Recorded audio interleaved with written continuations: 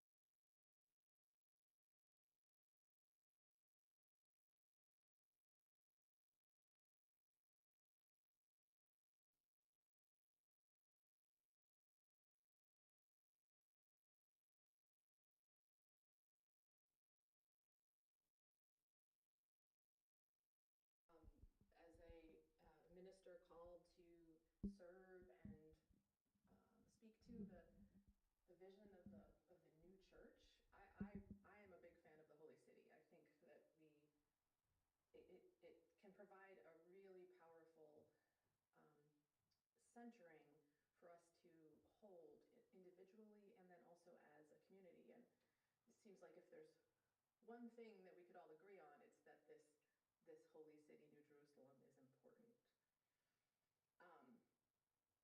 So we're going to explore it this morning. Probably not going to say a whole lot of things you haven't heard before. I'm sure you've all explored this many times. And I think after your week together or your 2 weeks together, I invite you to step into your reflection about the Holy City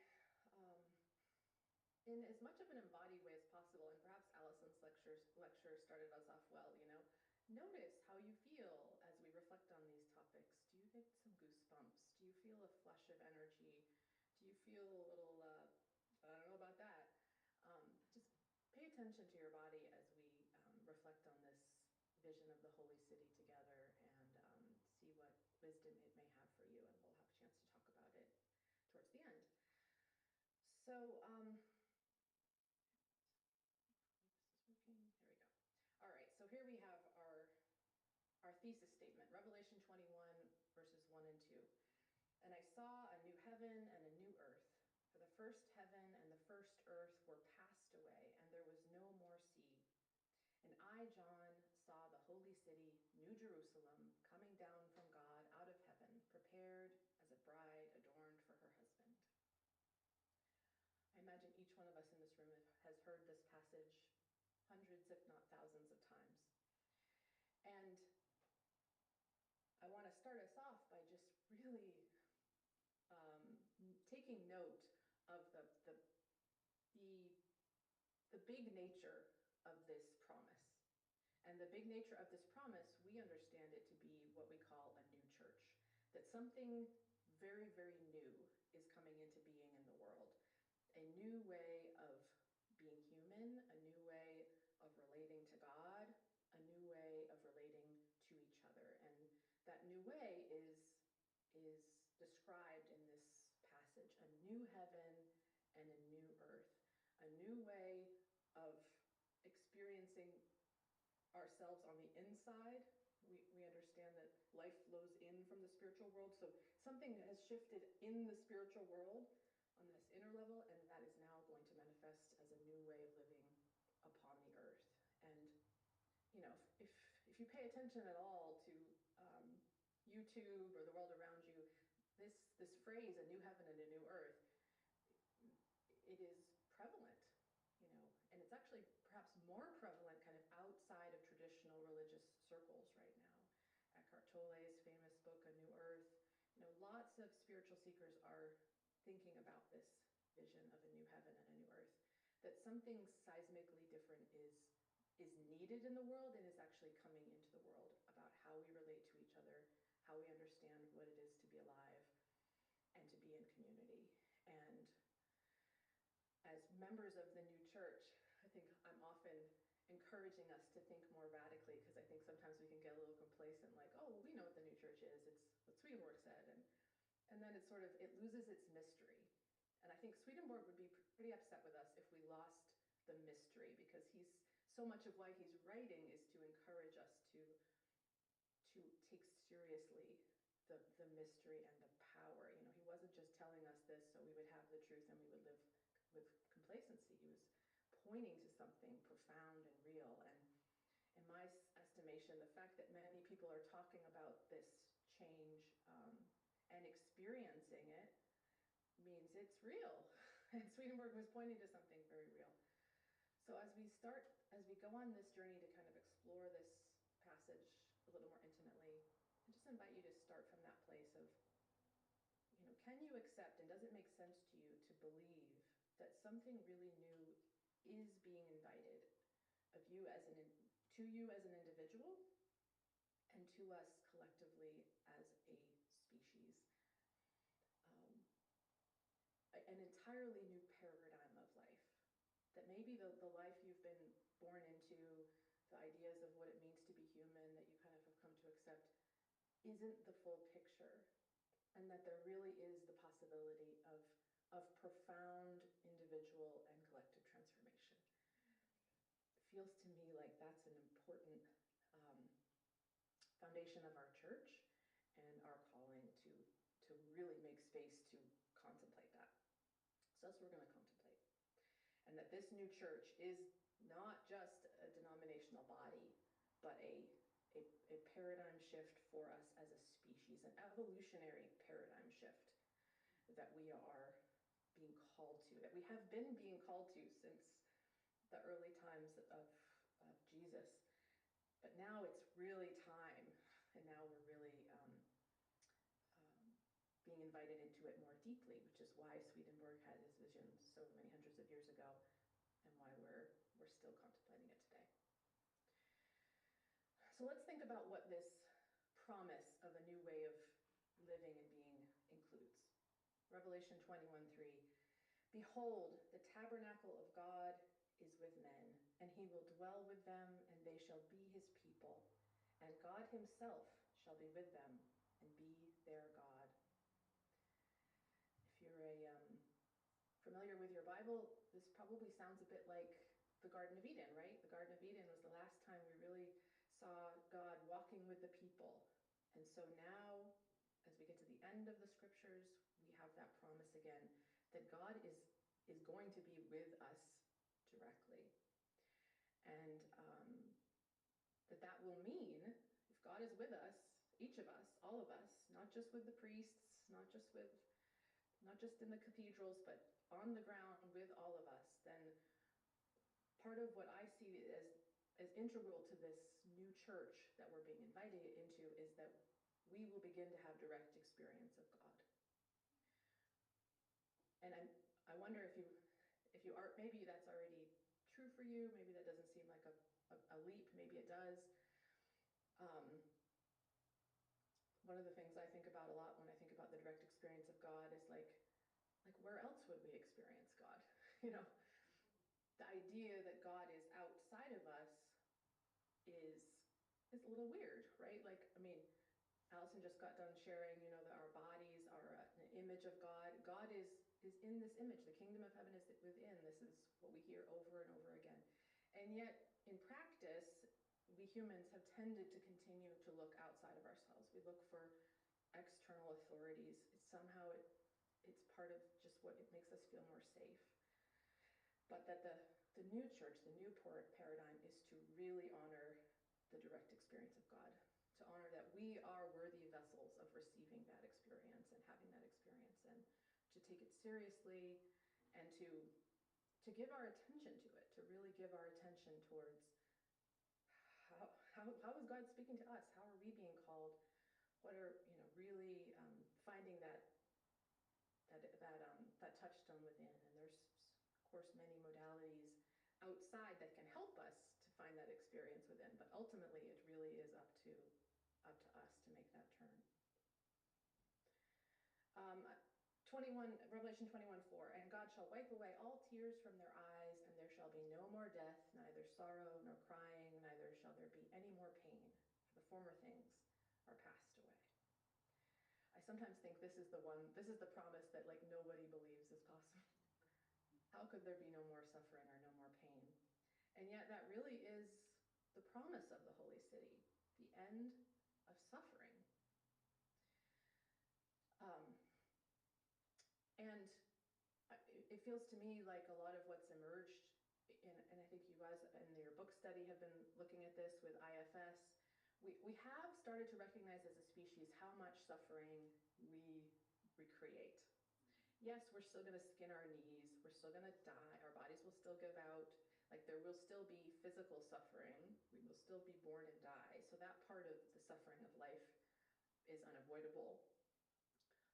And probably for most of us, the highest suffering that we experience is suffering that we create, whether that's internal psychological conflict, whether that's, not believing ourselves to be worthy of having a direct experience of God, or whether it's, political and social and cultural, ideas and beliefs that keep us separate from one another and perpetuate violence and suffering. As a species, we're becoming more and more aware that we are the cause of the suffering that we primarily suffer from, and that there can be an end to it. Swedenborg writes about this passage, and the phrase he uses, which I like, is, "The Lord will take away all grief of mind." It's kind of a cool passage, cool statement. Grief of mind, which I think really does speak to this, the grief of our mind, the ways our minds create grief through the stories that we tell about what we can't do or who we don't like or all. I mean, it's unending, right? And it's my estimation that those stories have only increased, and so there's actually kind of more suffering, more potential for suffering on the planet now than there maybe was 100 years ago, 200 years ago. Like it's just building. And so the only way out of that suffering is going to be a paradigm shift where we really allow the Lord to take away this grief of mind, where we start to, where we recognize the suffering that we're causing and choose to set it down, choose to rest in the Lord, to see, to touch the truth of our divine nature, which when you do that, when you kind of rest in love, like it starts to shine light on this grief of mind and all of the false ideas that it is grounded in. And this is something I've become very aware of the last few years as I've been journeying with this, Our tradition teaches these powerful things, right? God is love. We are all one life in the Lord. We are deeply united. We are all useful. And how do things like I'm not good enough stand up to that? How do things like, my body is ugly, so I should hide? I mean, a lot of the ideas that really do shape a lot of our behaviors and experiences of life and that cause a lot of suffering, they're very illogical, a lot of them. They've been going on a long time, and we've earned these ideas honestly, but they don't really stand up to the truth. And part of becoming the Holy City or resting in the Holy City is to rest so deeply in that presence of the Lord, that direct experience of God. Like, would God really, God doesn't create junk. Like, would God really form a being that wasn't beautiful and that didn't have the potential of living a beautiful life? So those are pretty big promises of the new church, and obviously that's probably why, I don't know, maybe it's a little hard to hold those two things, because right now, for most of us, we're suffering all the time, and we're maybe not feeling like we have a direct experience of God. We maybe still are searching for those insights outside. So let's look more at the Holy City and what the dimensions of the holy city that make possible this kind of new life. And the first thing is there's a lot of things we have to leave behind before we get into the holy city. And we're not going to go super deep into these because that could be a whole week's lecture in itself, and it might be kind of a downer. But you know, these are the people in the story that are left out of the holy city, who do not make it through the gates. And as we know in our reading of the Bible, it's not that some people are bad and some people are good. It's that these are temptations that we all experience. And they really have to do with navigating the material world. This is how we act when we're not grounded in divine love, when we're not resting in a sense of unity and wholeness with others. We're afraid, right? First one, we're terrified.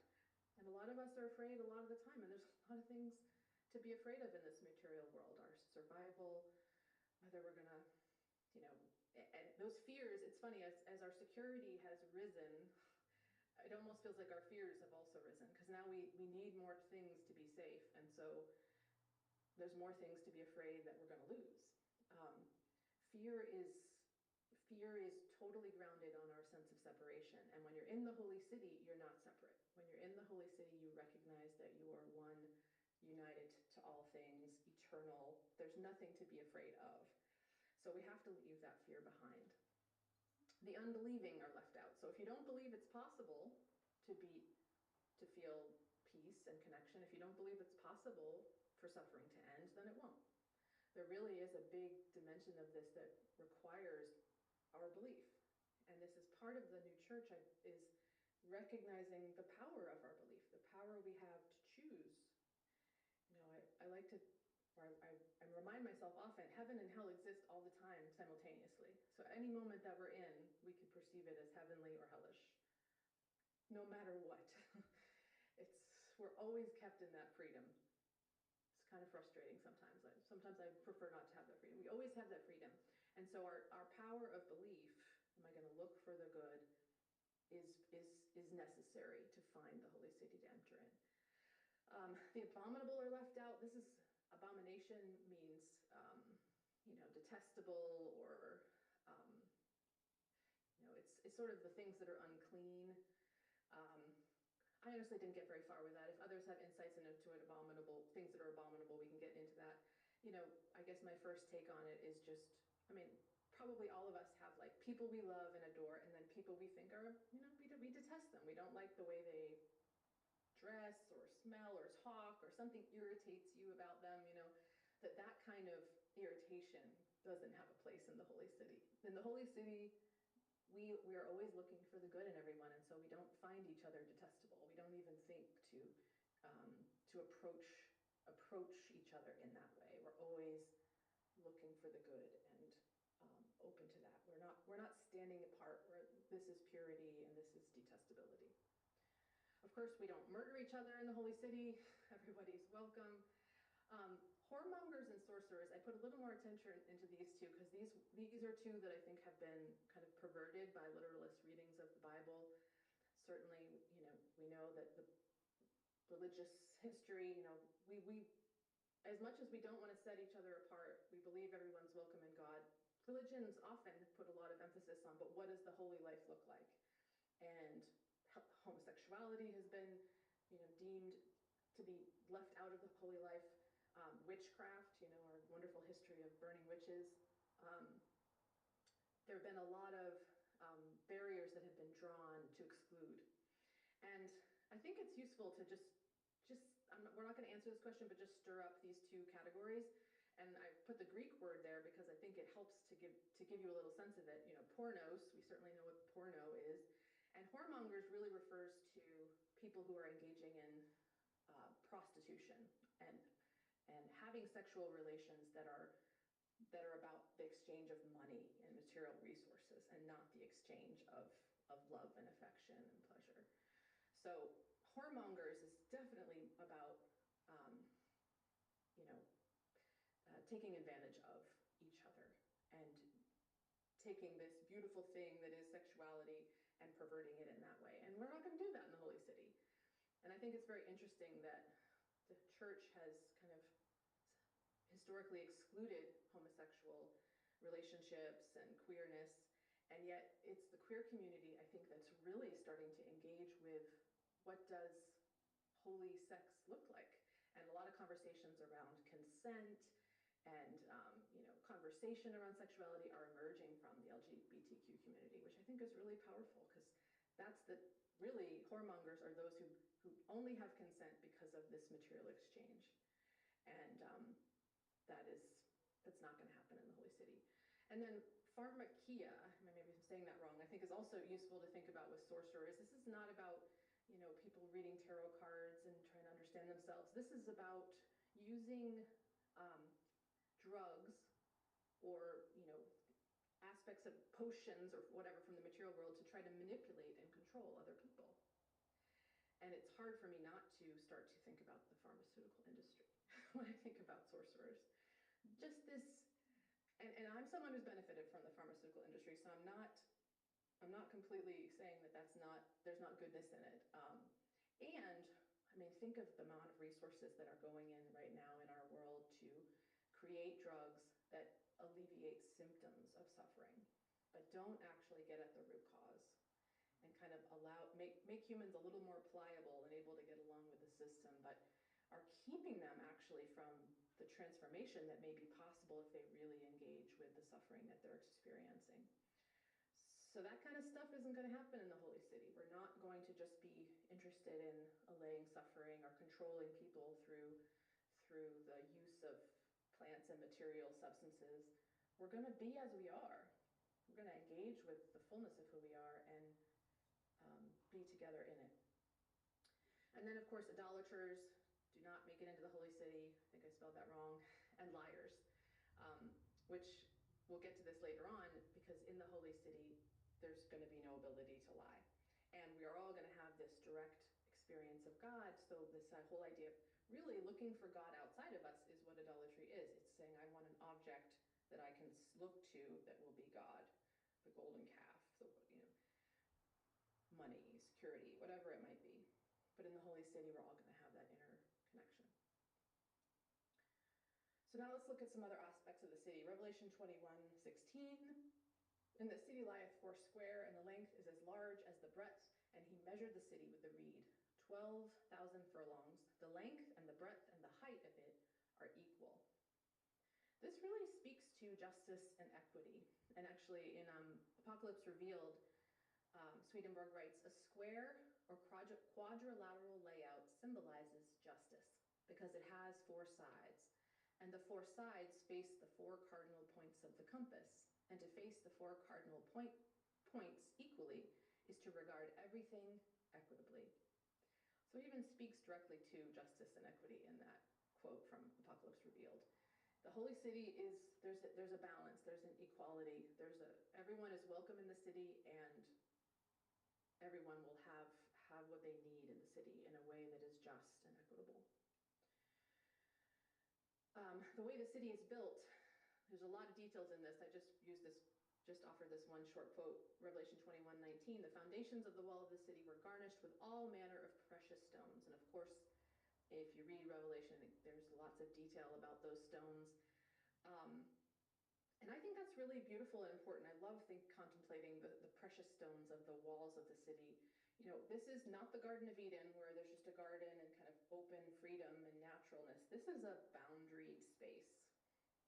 So the Holy City is created through a boundaried space, and that boundary is all of these stones, which to me, to Swedenborg, represent the doctrine of the church. These stones represent the doctrine of the church, and it's this enlightened doctrine. And he has a lovely quote that I want to read about these stones that I think is important. So we're thinking about the enlightened doctrine of the new church and what that is. People who fail to think rationally cannot believe that everything connected with the new church can be seen in a state of light. But I assure them that it is possible, for everyone has an outer thought and an inner one. The inner thought thinks in the light of heaven and is called perception, while the outer thought thinks in the light of the world. Moreover, the intellect in everyone is so formed that it can be raised even into the light of heaven, and also is raised if it is moved by some delight to wish to see the truth. Think of all of our ancestors who have wished to see the truth, and this is what allows us the light of heaven. This light that enlightens the mind flows in from no other source than the Lord and heaven. And because people who will be those of the New Jerusalem will turn directly to the Lord, this light will flow in the orderly way, namely through the will's love into the intellect's perception. So these jewels, I like to think of them as created by every soul who has walked this earth, who has had this delight to wish to see the truth. And all these jewels are kind of created by all of those beings who have longed to see the truth and then have started to see it and then brought it into the world. And that while there's a lot of chaos and struggle in the world, we do right now have way more knowledge of the truth than ever before. We also have way more knowledge of falsity than ever before, but it has expanded greatly, and that the walls of the city hold all of this, all of these reflections of this deeper truth. And this is the enlightened doctrine of the new church that provides a barrier for us to find one another again in freedom and in oneness. And I think that's pretty cool. I think it's pretty beautiful. And it's worth asking, we can talk about this later, what are the enlightened doctrines of the new church that you are embodying and seeing and coming to know? What has your wish to see the truth revealed to you? And how are you revealing that in the world? Because you're also going to add a jewel to that wall with your life and are adding that jewel. I think doctrine is really important to think about. Sometimes I think we confuse doctrine with, well, it's what Swedenborg said and now we know it, and so we've got it. And I would suggest he tells us a lot of really important things that are really useful to know, but we've got to know them, right? We've got to know them in our body, not just in our mind. We've got to know them so deeply and fully that we experience them for ourselves, and we hold those truths up to kind of, as I shared before with the end of suffering, to kind of start to topple down some of those falsities that maybe are unconsciously running the show in our lives. So the doctrine, each of us really, we each are operating from a doctrine right now, which is the things we really, really believe in our bones that we operate from on a daily basis. And it's quite likely that in that doctrine, there's some things that are really true, that are really helping you, and some things that are really false. And part of your journey of regeneration is to rely and rest more deeply in those things that you know to be really true, so that you can kind of clear out the stuff that you're carrying along but is just not, doesn't stand up to the truth. Revelation 21:21, and the 12 gates were 12 pearls. Every several gate was of one pearl, and the street of the city was pure gold, as it were transparent glass. So, of course, 12 gates. There's many ways in, and the way in, so the way in is many. It's multitudinous. People can find their way into the city from the heights of ecstasy, from the depths of despair, from a life within a church, a life outside of a church. You can find your way in all kinds of ways. Love will lead you in. But while those ways are multitudinous, they always are, there's this pearl image. They're always about God. They're always about the Lord. There is a unifying principle. It's not like some people come in with different values than other people. The values of love are always united, but they may be expressed through different ways or different pathways. And that's such a powerful image to remember that this journey to the holy city, holding the holy city as a goal of the spiritual life, is, we can slip in anytime. We just don't really always know what's going to lead us into this experience of oneness, what's going to help us to find our way in. And that's a cool thing. I think that there are many different ways to find our way in. We can never judge anybody else about the journey they're on, because they may be heading towards a different door. And whatever door we find, it is about the Lord. And I think the image of a pearl is interesting, because as we know, a pearl is formed with a grain of sand inside of an oyster shell. It's friction. It's something that's not really meant to be, and yet it then creates this beautiful thing. And I think so much of our human journey is like going through struggles that we wish were different, right? We wish we're not so. We wish we're going more swimmingly. And yet it's that friction and that challenge that that often is the key that unlocks the door. And Jesus' life is such an image of that, you know. He did not succeed on an external level. He was crucified. And yet on an internal level, his journey transformed the world. All right, we are getting towards the end. So Revelation 21, 22 through 23 and verse 25. And I saw no temple therein, for the Lord God Almighty and the Lamb are the temple of it. And the city had no need of the sun, neither of the moon to shine in it. For the glory of God did lighten it, and the Lamb is the light thereof. And the gates of it shall not be shut at all by day, for there shall be no night there. This one, you know, pretty important. The sacred is everywhere, and there's full transparency in the new church. There's no temple, there's no need to contain God, there's no need to say, this is where we're going to go to be holy, and then we're going to go over here and be profane. Everything is sacred. Everything about life is sacred. Every moment is sacred. And we are what we are, so we can't hide from God anymore. You know, there's no partying all night, worshiping all morning.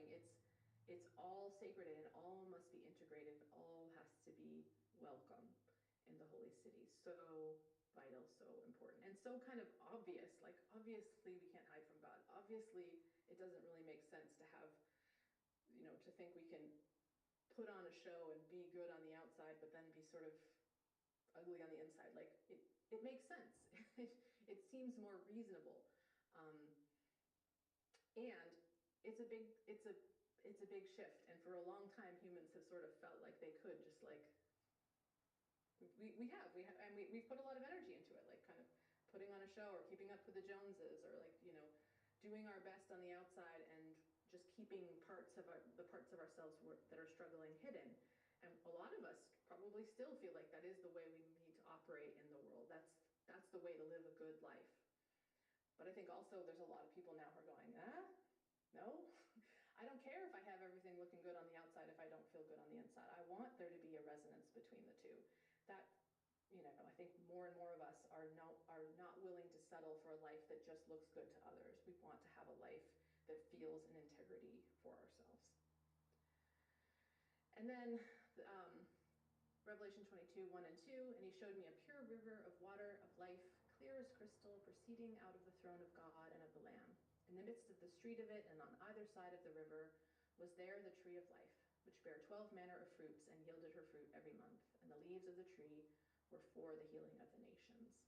This passage I just see as, you know, in the holy city, in this state, there will be abundance, we will have our needs met, and there will be healing. That this way of living and way of being offers that to us, and offers it abundantly. So I realize that I've been going a long time, so I'm going to turn it over to questions, but I just wanted to point out that this is really the foundation of my Be Loved, Be Honest, Be Useful ministry. It's sort of like, it's kind of a holy city ministry, because it's like, I don't want to hear I'm not looking for an external authority anymore. I want to be in a space where I am honoring my own authority, and where I honor others and their authority, and I want to make room for us to speak and share from that space. And so I just wanted to kind of make that connection, but I'd love to open it up for questions or reflections in our short remaining time together. Stop.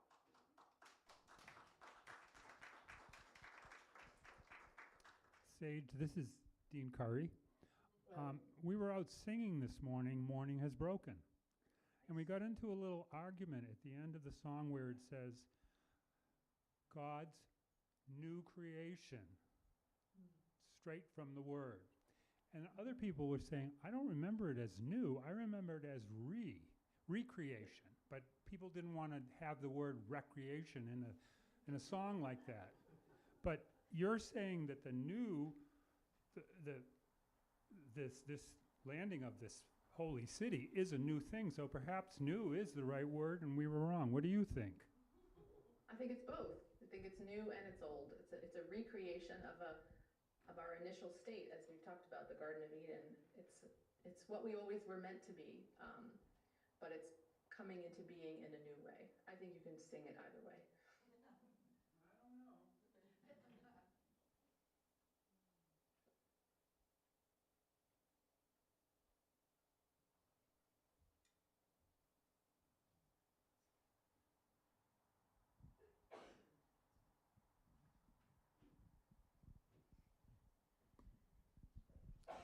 This is Susanna, your other parent.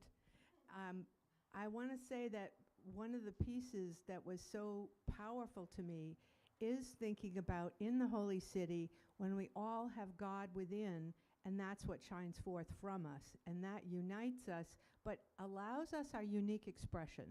And I think that's a piece. In other churches, it feels like people are more, the peer pressure is to conform, be like others, speak like others.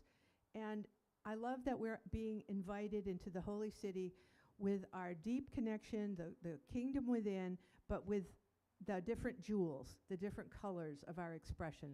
That was really powerful for me. Thank you.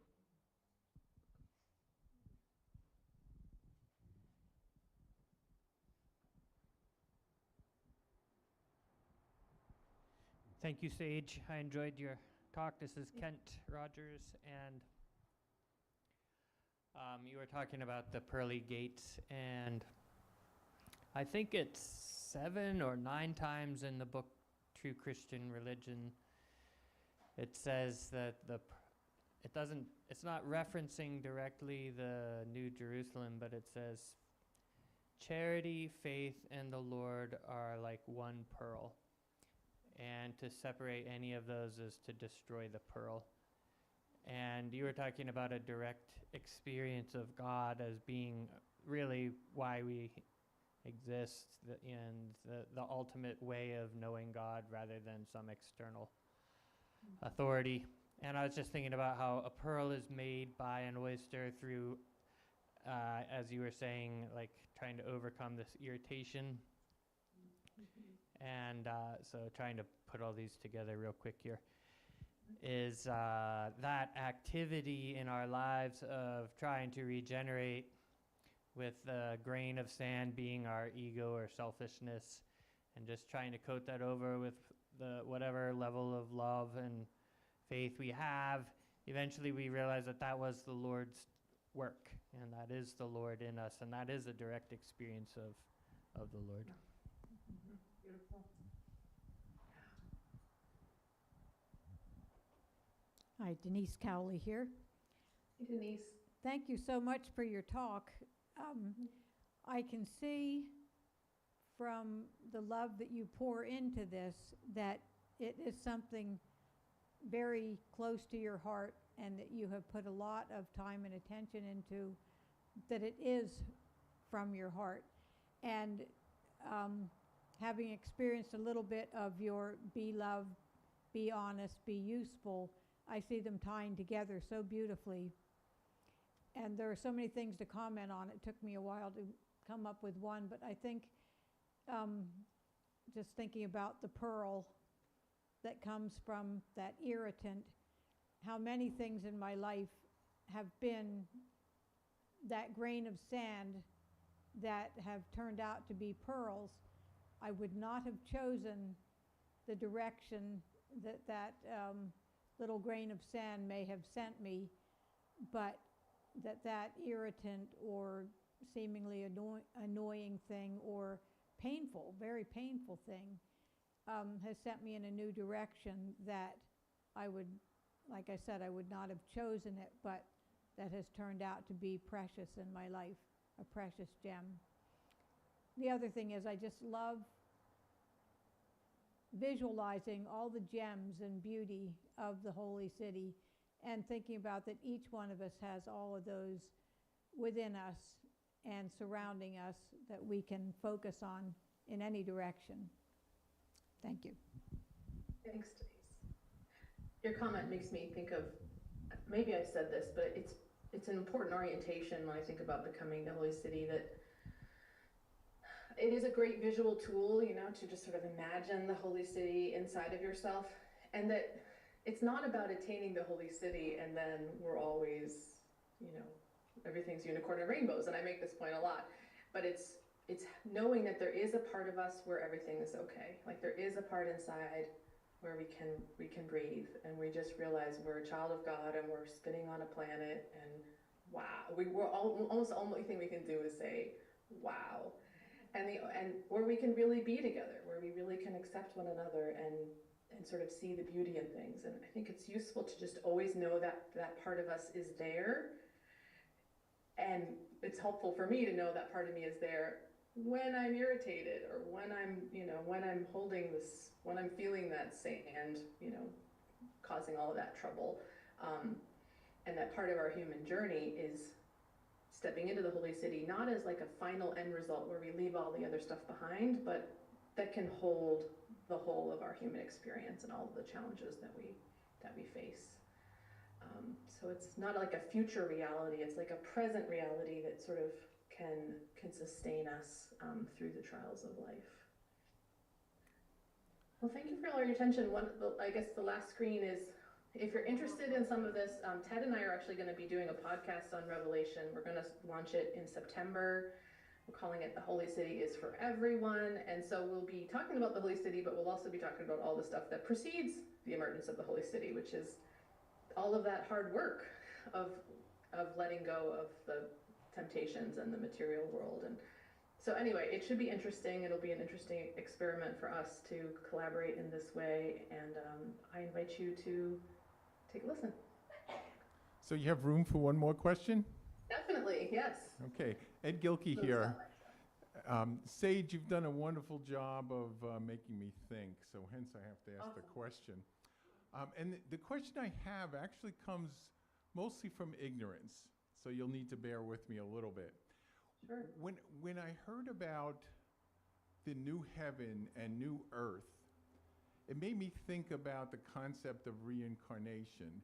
And I'm not actually setting you up for the next hour lecture, but perhaps you can comment on reincarnation. Sure. I have this conversation with people a lot. I mean, Swedenborg does not. He speaks about we don't reincarnate. We have an earthly experience, and then we enter the spiritual world, and we have another life. So in some ways we are reincarnated. We have another life that goes on to eternity, but in a new form, in a new way, on a spiritual level, not on an earthly level. I mean, I think there's some evidence to reincarnation, certainly, in terms of people's experiences of past lives. I don't discount all of that. I think for me, the way I hold this is like, I don't know. It's a mystery. But what I do know is we influence each other, and the people from the past influence the present. And there's a unity to it, right? I mean, I talk about this a lot, like, what is time even, right? The past, the future, there's a unity to life. And there's a unity to the beings who have lived in the past, the beings who will live in the future. And all of that lives in us in some way. I think about this a lot, like my DNA comes from not only humans who've lived before me, but plants and animals and rocks, all of the stuff of life lives inside of us. So we have access to that experience. We have, maybe the reflexes of an otter, and we have all of these potentials because we rest on the lives of those who have gone before us. And whether that means our spirit lived in another body specifically, I don't know the answer to all of that, but I do think it's really useful to realize we're more than just this isolated being, but we're deeply connected to everything that ever was and everything that will ever be, and that there's wisdom in that connection, and God speaks to us through the lenses that we hold and the wisdom that we hold, and all the experiences we've had of succeeding and failing, through all of these different lives, are playing out in our current experience. Does that speak to your question? Sure, thank you.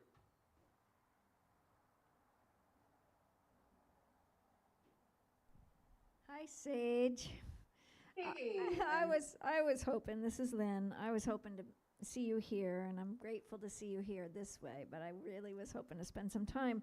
I loved your idea of the lost mystery, and the idea of, my favorite saying in Swedenborg is "Nunc licet," that we enter in. I've been thinking a lot about the direct experience with God, and how many of us are not sharing those experiences together. And I think those are one of the heavenly gifts of Swedenborg's gifts.